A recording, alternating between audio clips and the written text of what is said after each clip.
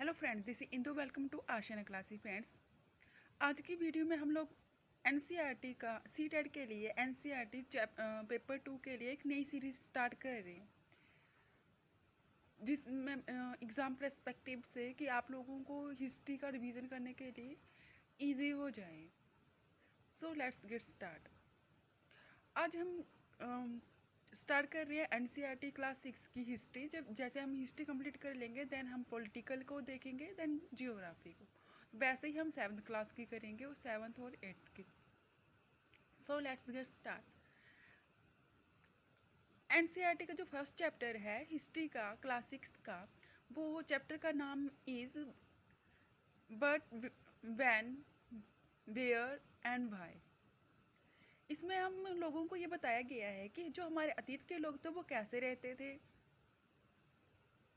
और उन लोगों ने अपने जीवन को किस प्रकार से यूटिलाइज किया है, कैसे उन्होंने जैसे आरंभिक मानव ने कैसे रहना शुरू किया, कहाँ पे रहना शुरू किया, और फिर कैसे उन्होंने कृषि करना सीखी, और सबसे पहले उन्होंने कौन सी फसल उगाई, कौन से एनिमल को उन्होंने पालना शुरू किया था। तो इसी के ही रिगार्डिंग ये सारी वीडियो होने वाली है और इसी के रिगार्डिंग ये पूरा चैप्टर है।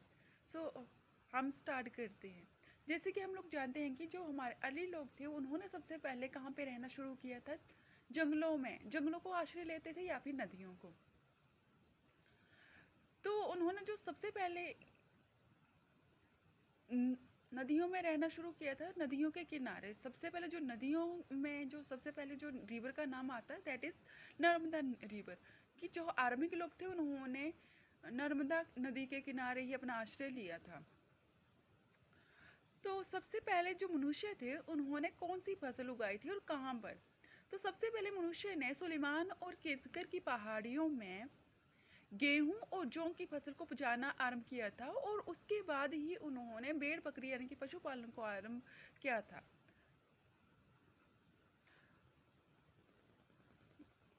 नेक्स्ट है गारो हिल्स। उत्तर पूर्व में गारो तथा मध्य भारत में विंध्याचल की पहाड़ियां हैं जहां पर मनुष्य ने कृषि का विकास किया था। यहाँ पर मनुष्य ने सबसे पहले कौन सी फसल उगाई थी? That is rice. यानी कि विंध्याचल की पहाड़ियों में मनुष्य ने क्या किया था? राइस को उपजाना शुरू किया था और इसके साथ साथ ही उन्होंने पशुओं को पालना भी शुरू कर दिया था और वे एक स्थान पर टिक के रहते थे।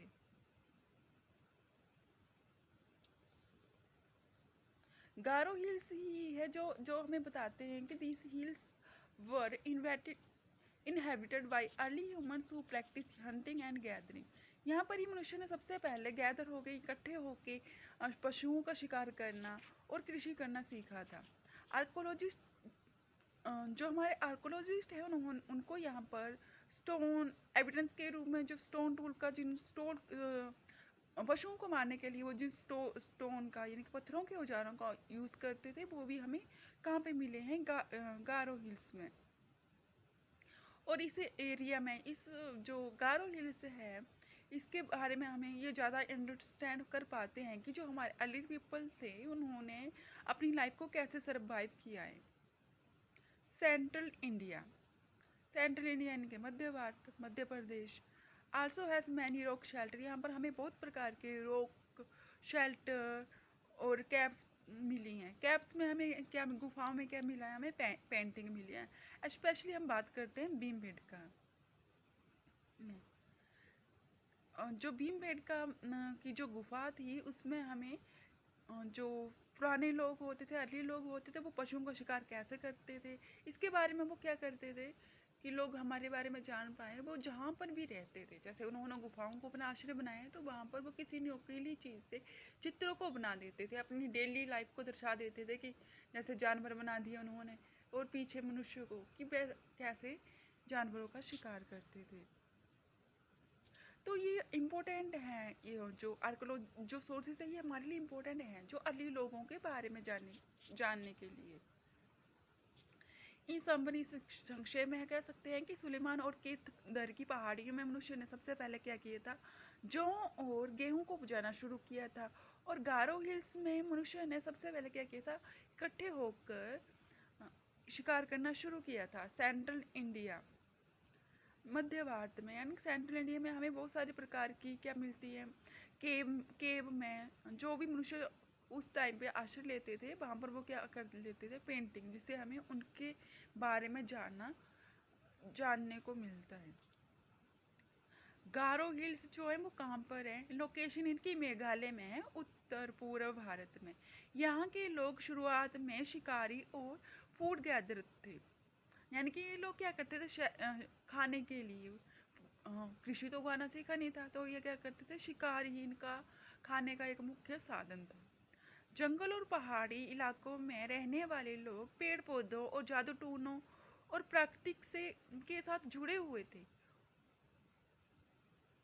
यहाँ से प्राचीन टूल और जो सबूत मिले हैं जो अर्ली ह्यूमन लाइफ के बारे में हमें जानकारी देते हैं। विंध्या हिल, विंध्या हिल जो लोकेशन है इसकी मध्य प्रदेश के पास। यहाँ पर भीमबेटका नाम की एक जगह है जहाँ पर हमें रॉक शेल्टर, जहाँ पर प्राचीन चित्रकारी भी मिली है। यहाँ के लोग भी शुरू में क्या करते थे, शिकार करते थे और जंगल से भोजन प्राप्त करते थे। विंध्या की पहाड़ियों के पास के लोग बाद में कृषि करना भी सीखने लगे। और नेक्स्ट आता है हमारा इंडस सिविलाइजेशन, यानी कि इंडस रिवर के बारे में। जो इंडस को सिंधु नदी के नाम से भी जाना जाता है। तो मनुष्य क्या करते थे, जो अली लोग जो थे वो नदियों को ही अपना आश्रय लेते थे, नदियों के किनारे रहते थे। तो सिंधु की जो सहायक नदियाँ थी दैट इज झेलम। झेलम जो नदी है वो कहाँ से निकलती है, कश्मीर से निकलती है। कश्मीर से निकलकर ये श्रीनगर से होकर बहती है। चेनाब नदी, चेनाब जो नदी है वो हिमालय से निकलती है और झेलम में मिलती है। रावी नदी कांगड़ा से निकलकर कांगड़ा के हिमालय से निकलती है। ब्यास नदी जो है वो हिमाचल में कुल्लू से निकलती है और रावी से मिलती है। सतलुज तिब्बत से निकलती है और भाखड़ा नंगल डैम के लिए जानी जाती है। जो हम लोग जानते हैं कि भाखड़ा नंगल डैम जो बना हुआ वो सतलुज नदी के किनारे, सतलुज नदी में बना हुआ है। गंगा और इसकी सहायक नदी कौन है? गंगा भारत की सबसे लंबी और पवित्र नदी मानी जाती है। ये कहाँ से निकलती है? गंगोत्री ग्लेशियर उत्तराखंड से निकलती है और बंगाल की खाड़ी में गिरती है। और इसकी बाईं ओर जो नदियाँ हैं वो कौन कौन सी हैं? घाघरा नदी, जो घाघरा नदी है वो नेपाल से आती है और उत्तर प्रदेश में मिलती है। गंडक जो नदी है वो नेपाल की पहाड़ियों से निकलती है। कोसी को बिहार की सोरो नदी भी कहलाता है, क्योंकि यहाँ पर क्या आती है, बाढ़ आ जाती है, अक्सर यहाँ पर बाढ़ आ जाती है, इसी कारण इसको कोसी नदी या सोरो नदी भी कहा जाता है। रामगंगा जो नदी है वो उत्तराखंड से निकलती है और मुरादाबाद के पास मिलती है। बाईं ओर, यानी कि गंगा की बाईं ओर कौन कौन सी जो नदियाँ हैं तो हमने कर ली। याद रखने का तरीका यही है, बाईं ओर की नदियाँ घाघरा, गंडक, कोसी, रामगंगा, और दाईं ओर की नदियाँ यमुना, सोन, तमसा। देश के नाम, हाँ, जो हमारा देश भारत है इसके बहुत सारे नाम रहे हैं।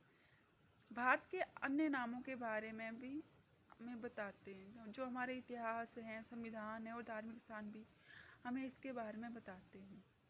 जो भारत है, भारत का नाम जो पड़ा है वह भारत राजा भट्ट के नाम पर पड़ा है। ये नाम संविधान में भी है।